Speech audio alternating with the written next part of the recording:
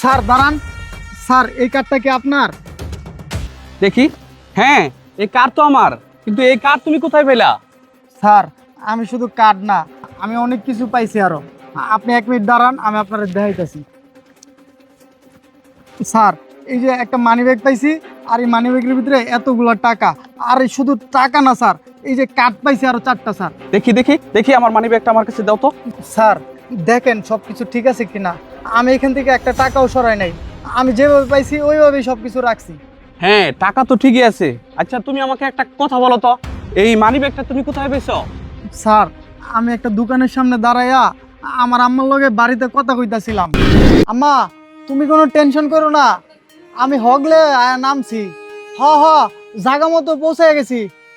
আম্মা আমি তো জানি আমরা বাড়ির ভিতরে অনেক অভাব, তুমি কোনো টেনশন করো না।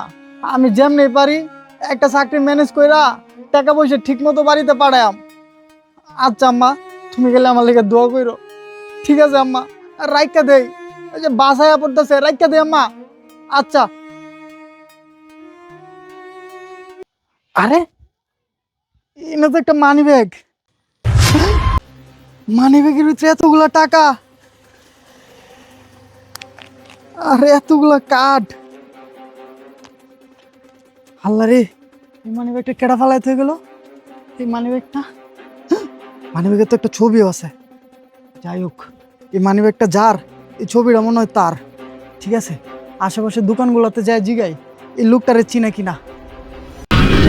আমার লগে কথা কইতেছিলাম, কথা কওয়া শেষ হয়েছে, রাস্তায় দিয়ে মানি ব্যাগটা পইরা রইছে।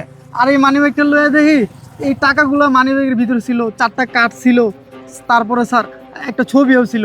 এই ছবিটা আমি আশেপাশের দোকানদারকে দেখাইছি, আর দোকানদাররা বলছে আপনার নাকি একটা কোম্পানি আছে সামনে।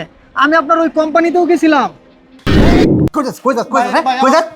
আমার মায়ের না ভাই, আমি উপরে একটু বড় স্যারের লাগে দেখা করতাম।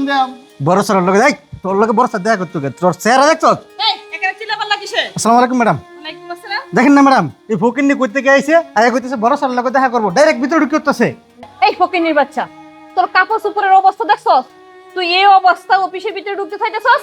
যা এখান থেকে যা। এই হুনছস না ম্যাডাম, কি যাস না যাস না না। ঠিক আছে, এসব লোকদের ভিতরে ঢুকতে দিবেন না। আচ্ছা ঠিক আছে ম্যাডাম, আসসালামু আলাইকুম। ওয়ালাইকুম আসসালাম। স্যার আপনার কোম্পানির সিকিউরিটি আমার ফকির মনে কইরা দূর দূর করে তাড়ায় দিছে, আমার ভিতরে ঢুকতে দেয় নাই স্যার। আর শুধু তাই না, ওইখানে একটা ম্যাডামও ছিল স্যার, এই যে এই ম্যাডামটাও ছিল। কি ব্যাপার সুইটি ম্যাডাম, ও যা বলছে সব ঠিক বলছে? আপনারা কি ওকে গেট থেকে তাড়িয়ে দিয়েছেন? হ্যাঁ স্যার, ও যা বলছে সব কথাই ঠিক বলছে।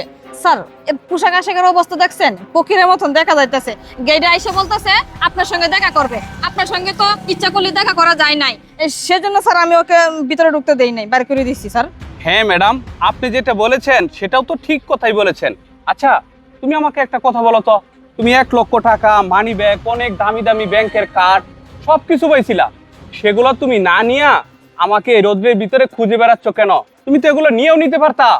স্যার এটা আপনি কি কইতাছেন? আপনার মানিব্যাগে 1 লক্ষ টাকা আর এতগুলা কার্ড, এগুলো নিয়ে আমি চলে যাইতাম মানে? স্যার আমার বাবা মা আমাকে এই শিক্ষা দেয় নাই। আমি পরের টাকার প্রতি আমার কোনো লোভ নেই। আমি ঢাকা শহর আইছি আমার একটা চাকরির জন্য, আমি কেন এগুলো নিয়ে চলে যাব? স্যার আমি এই টাকা দিয়া কয়দিন চলতে পারবো? আমার টাকার প্রতি কোনো লোভ নাই, আমার শুধু একটা চাকরির দরকার। কি বলছো তুমি? এই দুনিয়াতে তো সৎ মানুষের খুব অভাব। আমার মানি ব্যাগের ভিতরে 1 লক্ষ টাকা ছিল, ব্যাংকের দামি দামি কার্ড ছিল, সেগুলোও নেও নাই। আবার তুমি বলতেছো যে তোমার বাবা মা এগুলো শিক্ষা দেয় নাই। শোনো, তোমার চাকরির প্রয়োজন না, তুমি আমার সাথে চলো। আর তোমার পড়াশোনা কি? স্যার আমি মাস্টার্স কমপ্লিট করছি।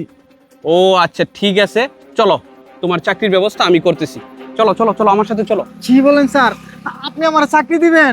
হ্যাঁ অবশ্যই, তোমার মতো সৎ মানুষকে চাকরি দিব না তাহলে আমার কোম্পানিতে কাদেরকে চাকরি দিব? তোমার চাকরির ব্যবস্থা আমি করতেছি। চলো ম্যাডাম, চলেন। স্যার আপনি যদি আমার চাকরিটা দেন তাহলে আমার অনেক উপকার হইব স্যার। চলেন স্যার, চলেন। চলো চলো চলো।